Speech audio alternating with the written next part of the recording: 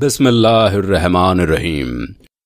दोस्तों, आज की इस वीडियो में हम मौलवी साहब की शादी का वाकया सुनाने वाले हैं कि उन्होंने ऐसी औरत के साथ शादी की जो गलत काम किया करती थी और उसके बाद में मौलाना साहब ने उस औरत के साथ वो किया जिसे सुनकर आप हैरान रह जाएंगे। और ऐसी क्या वजह थी कि मौलाना साहब ने ऐसी औरत के साथ शादी की? तो आप तमाम वीडियो जानने के लिए हमारे साथ आगे तक बने रहिएगा। वीडियो में आगे बढ़ने से पहले आपसे गुजारिश है कि अगर आपने अभी तक हमारा चैनल सब्सक्राइब नहीं किया है तो आप चैनल अभी सब्सक्राइब कर लें, साथ में बेल आइकन को जरूर प्रेस कर दें ताकि आने वाली तमाम वीडियोस की नोटिफिकेशंस आपको वक्त पर मिलती रहे। वीडियो को लाइक करें, शेयर करें अपने दोस्तों के साथ और नीचे दिए गए कमेंट बॉक्स में अपनी राय का इजहार जरूर कीजिएगा। प्यारे दोस्तों, किसी गांव में एक मौलवी साहब रहते थे जिनका नाम एहतशाम था। जब वो बचपन की दहलीज पर पहुंचे तो उनकी वालिदा का इंतकाल हो गया था, तो वो इसी तरह माँ की ममता से महरूम हो गए थे और माँ की मोहब्बत ने मौलाना एहतशाम को मायूस कर दिया और उनके वालिद का नाम हाजी गुलामुद्दीन था। उन्होंने बड़ी तवज्जो और अब बड़े प्यार से अपने बेटे की तरबियत की और दीन की एक एक बात सिखाई और ये बाप की ही तरबियत का असर था कि मौलाना एहतशाम बचपन से ही एक सुलझे हुए नेक इंसान के रूप में ढलते चले गए। जब मौलवी एहतशाम 20 साल के हुए तो उनके वालिद का भी इंतकाल हो गया और इस तरह उनके सर से बाप का साया उठ गया। मगर मौलाना एहतशाम अल्लाह की रजा पर राजी रहे। मौलवी एहतशाम की जिंदगी इस तरह गुजरती गई कि कभी कोई शिकवा उनकी जुबान पर नहीं आया और गांव के लोगों ने उन्हें अकेला भी नहीं होने दिया, क्योंकि वो एक नेक शख्सियत होने के साथ साथ एक अच्छे अखलाक के मालिक थे। लिहाजा ये सब कुछ देखते हुए एक जमींदार ने उनका खूब साथ दिया और उन्हें गांव की मस्जिद का इमाम बना दिया गया, जहां उनके वालिद साहब इमामत किया करते थे। मौलवी एहतशाम गांव के बच्चों को कुरान पाक भी पढ़ाते थे और बहुत ही कम वक्त में उनकी शराफत और पाकीज़गी को देखकर गांव के लोग मौलवी एहतशाम की इज्जत और कद्र करने लगे और उनसे लोग दीन के मसले पूछने के लिए मौलवी एहतशाम के पास दूर दूर से आया करते थे। और मौलवी साहब मस्जिद के बने हुए एक हुजरे में रहते थे और उन्होंने अभी तक कोई शादी नहीं की थी। एक मर्तबा मौलवी एहतशाम ने जब जोहर की नमाज अदा की तो उन्होंने देखा कि मस्जिद में काफी लोगों की तादाद है। मौलवी साहब को यह देखकर बहुत खुशी हुई और उन्होंने दिल ही दिल में अल्लाह का शुक्र अदा किया कि आज काफी तादाद में लोग नमाज पढ़ने के लिए आए हुए हैं। नमाज पढ़ने के बाद गांव के जमींदार मौलवी एहतशाम के पास आकर कहने लगे, आज गांव में बहुत ही बड़ा मुकदमा होने वाला है और आप भी वहां शरीक होंगे। मौलवी साहब कहने लगे, इतने बड़े मुकदमे में मेरा भला क्या काम? तो जमींदार ने कहा, दरअसल ये एक ऐसी औरत का मुकदमा है जिस पर इल्जाम है कि वो गांव में बदकारी फैला रही है, तो आपको उसका फैसला करना है और अगर आप इस पंचायत में आएंगे तो हमें फैसला करने में आसानी होगी। जमींदार की ये बात सुनकर मौलवी साहब ने हाँ में सर हिलाया और कहा कि ठीक है जनाब, जैसा आप मुनासिब समझें, अल्लाह ने चाहा तो मैं जरूर आऊंगा। अब गांव के लोग मुकदमे में आ गए और जमींदार के कहने पर मुकदमा शुरू हुआ। लोगों के बिल्कुल सामने एक औरत खुद को एक लिबास में छुपाए हुए खड़ी थी और साथ में उसके 2 बच्चे भी थे। एक की उम्र 12 साल और दूसरे की तकरीबन 10 साल की होगी।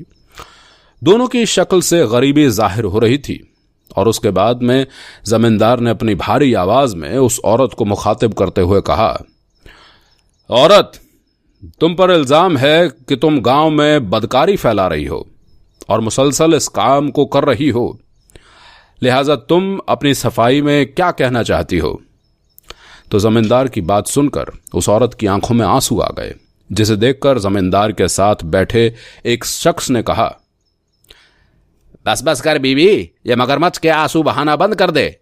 तेरे घर में लोगों ने अक्सर अजनबी लोगों को आते जाते देखा है, लिहाजा तू अपनी फिक्र कर।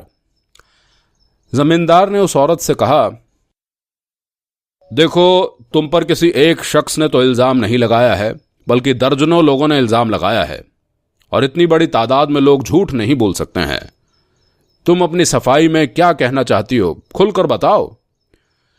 उस औरत ने सर झुकाकर कहा, लोग ठीक कहते हैं, मैं एक तवायफ हूं, बदकार हूं, लिहाजा आप मुझे मेरे बच्चों समेत मार डालें।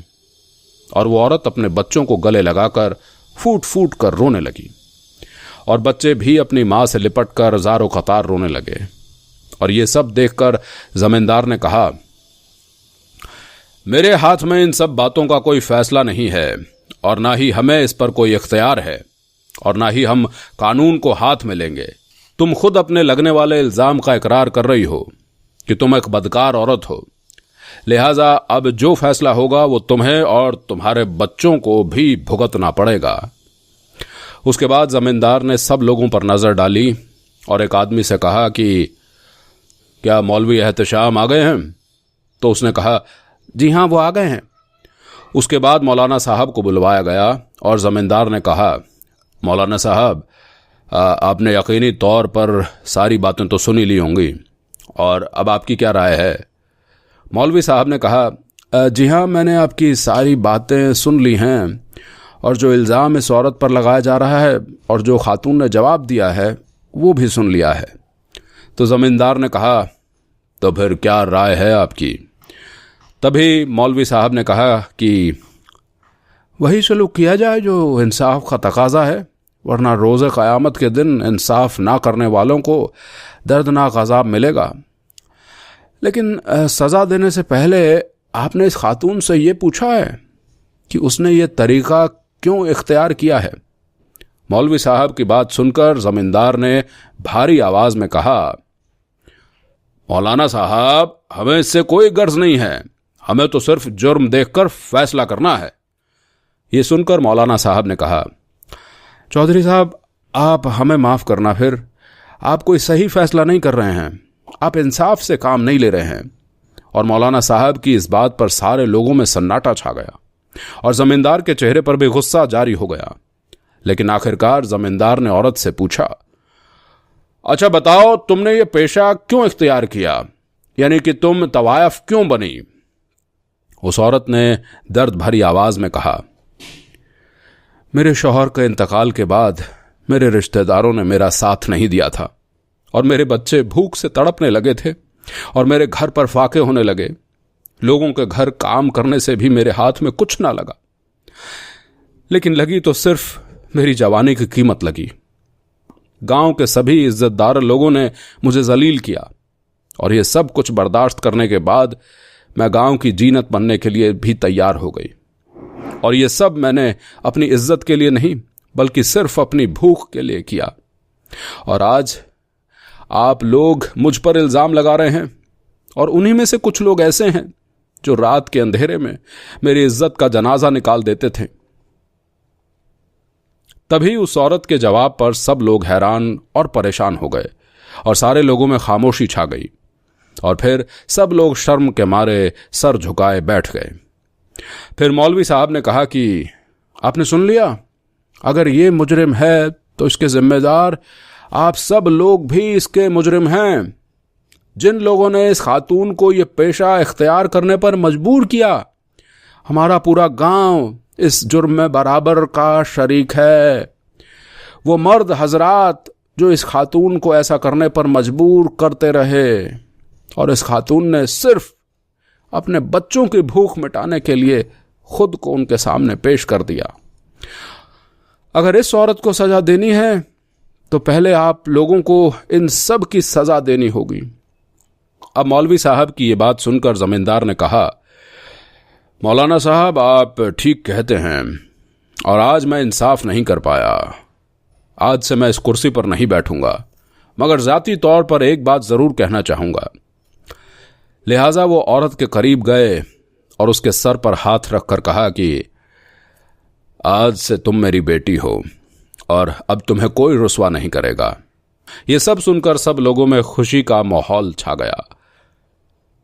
जमींदार की ये बात सुनकर वो औरत कहने लगी, चौधरी साहब, मैं किसी की बेटी बनने के अब काबिल नहीं बची हूं, मैं दागदार हो चुकी हूं। आप क्यों अपनी जात को रुस्वा करना चाहते हैं? अगर खुद खुशी हराम ना होती तो मैं अब तक अपने आप को खत्म कर चुकी होती। उस औरत की ये बातें सुनकर मौलवी साहब ने कहा, आप अल्लाह आप अल्लाह की बारगाह में अपने गुनाहों की माफ़ी मांगे। अल्लाह अपने बंदों को ज़रूर माफ़ फरमा देता है। और आज मैं आपके वालिद साहब यानी ज़मींदार के तवज्जो से आपको निकाह का पैगाम देता हूँ। अगर आप रजामंद हैं तो मैं आपको जाती तौर पर अपनी बीवी बनाना चाहता हूँ।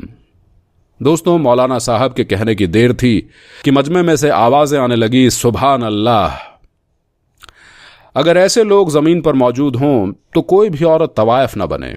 उसके बाद ज़मींदार ने उस खातून से कहा, बेटी तुम अपने घर जाओ, अब तुम्हारी कोई बात नहीं सुनी जाएगी। कल को तुम मेरे घर से रुखसत होगी। और उसके अगले ही दिन उस औरत का निकाह मौलवी एहतशाम के साथ कर दिया गया। मौलवी एहतशाम ने शुक्राने के नफिल अदा किए और अल्लाह की बारगाह में शुक्र अदा किया कि जिसने एक बड़े इम्तिहान में मौलाना को कामयाब कर दिया था।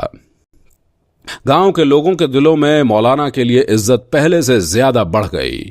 तो प्यारे दोस्तों, अगर आपको हमारी आज की ये वीडियो पसंद आई होगी तो इस वीडियो पर लाइक जरूर करिएगा। आज की वीडियो के मुतालिक आप अपनी राय कमेंट बॉक्स में लाजमी दीजिएगा। खुदा हाफिज।